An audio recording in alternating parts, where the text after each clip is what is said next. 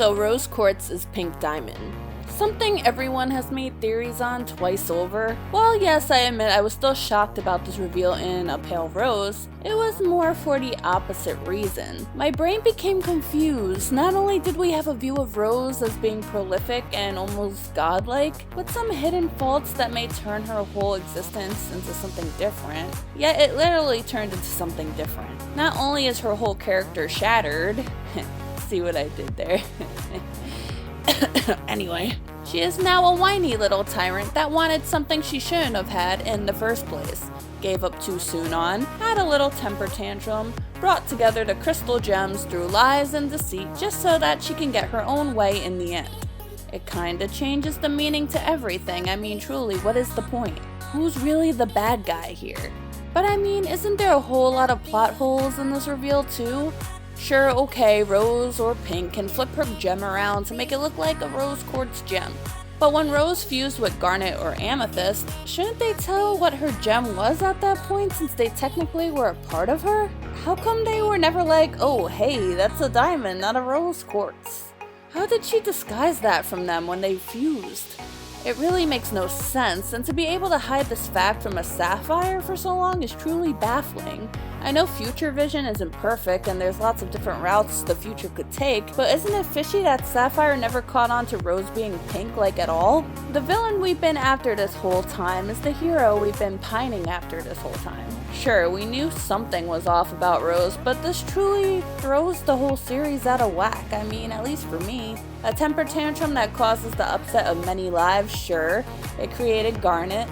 Sure, this got us Steven. But it got hundreds of gems shattered, people grieving for no reason, and love being brought into the equation when it wasn't there in the first place.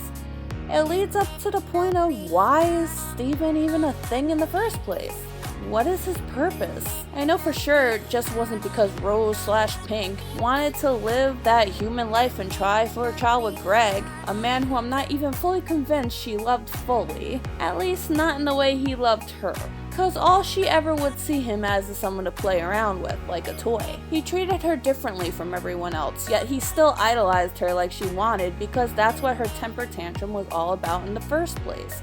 To be admired as a rightful diamond or as a gem in general. Greg definitely gave her an ego boost whenever she needed it. Was Steven her scapegoat? I dug myself way too deep into this hole and I don't want to be around when all my lies come crashing down, so Steven will deal with it and make it better for me when I come back eventually when he dies, because she most likely will come back if he died, type of deal. I don't know. The whole show kind of seems to be thrown out the window until more questions are answered. All it leaves is the mysterious white diamond. What's going on with her? Is she going to be the new bad guy? Nothing seems to be alluding anything about White Diamond. Everything was all about Pink and who shattered her. I don't know how I feel about this until I see the series progress onward. In no way am I saying I'm going to stop watching or anything like that. I'm just a bit disappointed that this was the big reveal we were waiting for, and the whole mysterious character that I did enjoy of Rose becoming a spoil-for-nothing brat that causes a whole war just because she done screwed up by taking on something that she was definitely not ready for. But then it leads me to think about Yellow Diamond. Why did they try to make her seem so guilty during the trial?